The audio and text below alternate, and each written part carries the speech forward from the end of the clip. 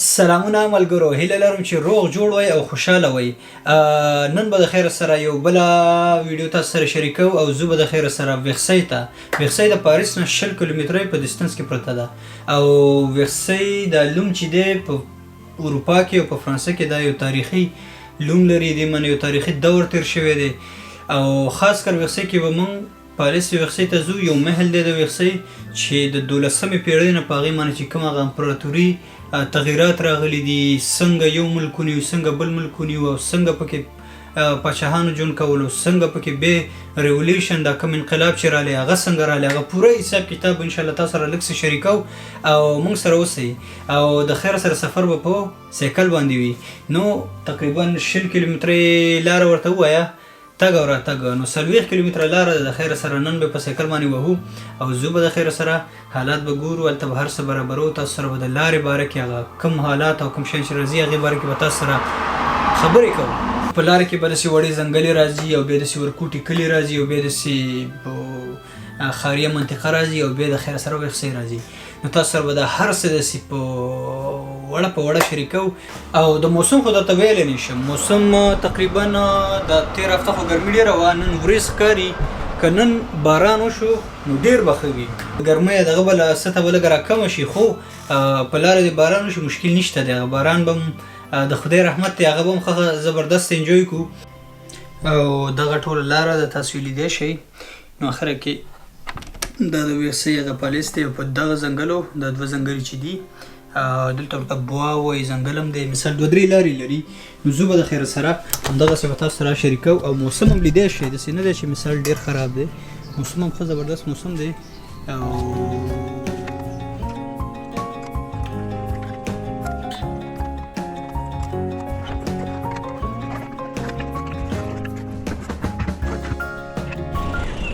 بس دغه دی راووتلو. اوس دغه د سایکل مې دلته ودرو او لارې کې داسې یو ښایسته ځای رالی، ما تاسو سره یم شریک کړمه. نو تقریبا د پاریس نه دونه لرې هم نه دی، خو داسې ارامه ځای او ښه زبردست کښتیګانې ولاړې داسې ورکوټې شانتې کنال ورته ووایه یا نهر ورته ووایه. ډېر ښایسته دی او ارامه دی، پوه شوې. موږ نه ډېر لرې هم نه دی، موږ نه 20 منټه لرې دی. او زه کله نه یم راغلی، باید اکثره دې خوا را چکر شمه. دا تاسو لیدی شئ دا ټول سایډونه چې دي دا والا دغه نیولي دي، پوه شوې. د کښتو والا مثال دلته یا ایربی‌انبي جوړې کړي دي، یا یې هوټلې جوړې کړي دي، یا یې رستورانت یې همدغسې برابرې کړي که نه. نو دا په همدې خاطر چې بس هغه ټورسټ راځي نو دې ځای ته هم را چکر شي. او ډېر ښایسته ارام هغه دغه منطقه ده، ګینې پاریس سره ډېره نږدې ده او ارامي تقریبا د ارامۍ وړ ده.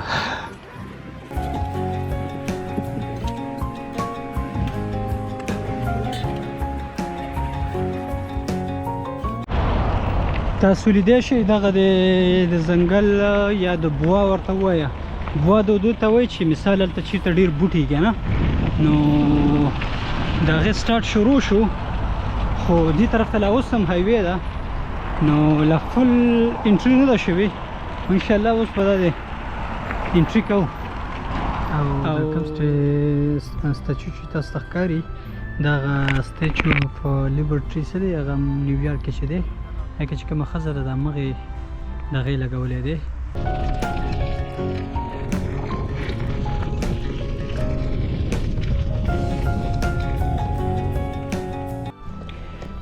د ګرمۍ درته ویلی نه شم، داسې یو ټیټه ګرمي ده.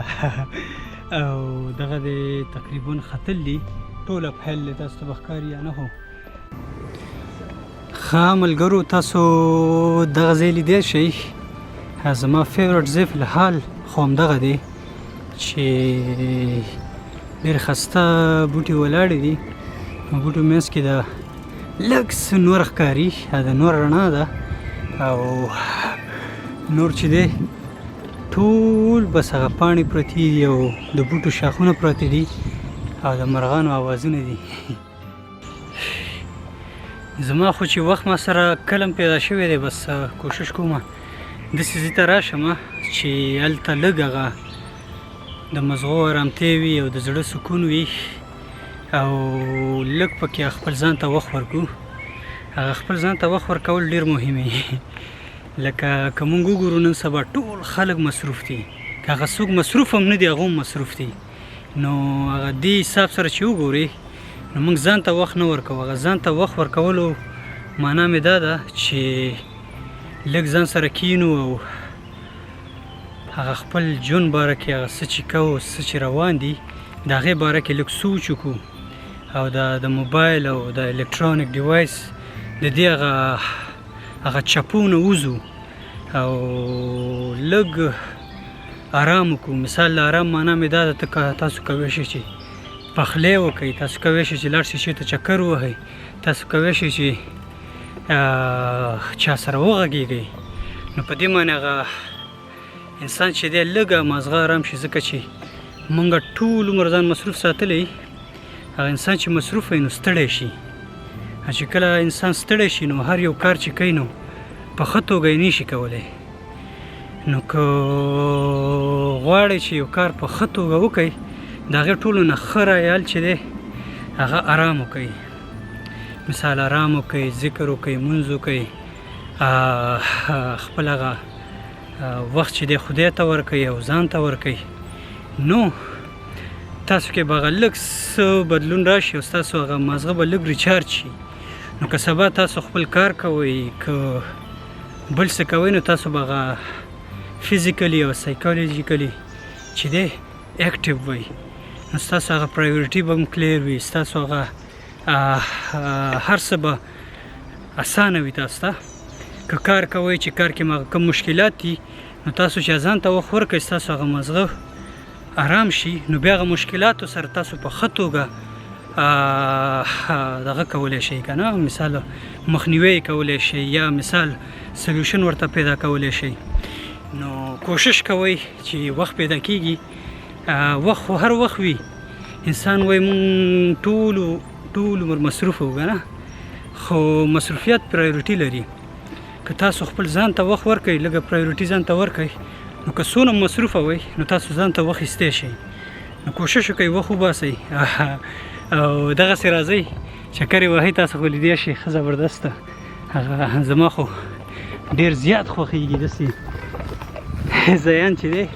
هیله ما ته هغه د زړه سکون راکړي، د مرغو اوازونه او د هوا او د پاڼو منځ کې هغه کومه مقابله او د نور هغه رڼا، دا هر څه چې دی زموږ ژوند باندې ډېر اثرات لړه کولی شي. تاسو یې لیدی شئ.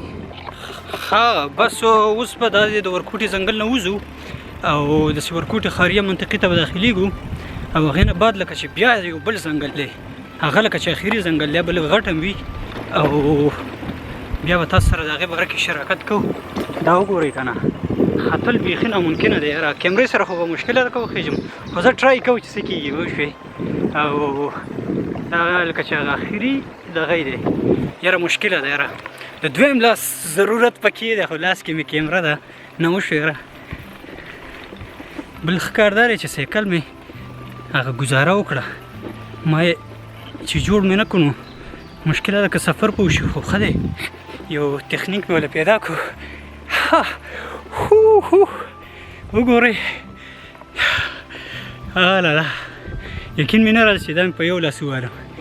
بس زورور سړی یم اورې پوه شوې.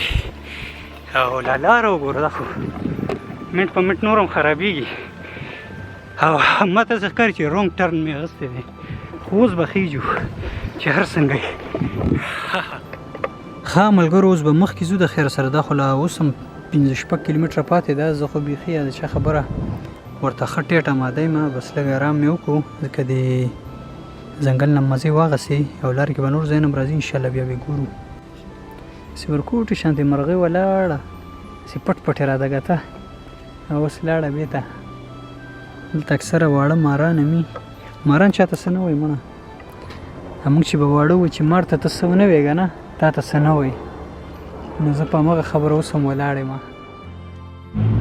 دغه دی تاسو لیدی شئ مغنه لا کنکت په نوم باندې ښار دی او دې ته راورسېدو او اوس به ځو د خیر سره. بس دې نه بعد د ویښسۍ ښار دی نو دغه دی بل ځنګل ته رالو لومې دی فورې دومینیال د فوس هغه پوسټ په نوم باندې او اوس به دننه کېږو د ورکوټې ښار دا موږ ته او د خیر سره مخکې به ځو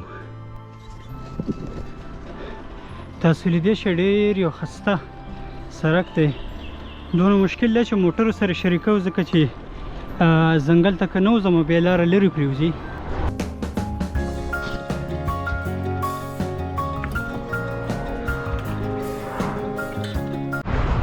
بس تاسو لیدی شئ چې دغه دی ویښسۍ ښار ته راورسېدو او اوس به د خیره سره دننه ښار ته ځو او تاسو سره به شریکوو څه خبرې دي څه حساب دی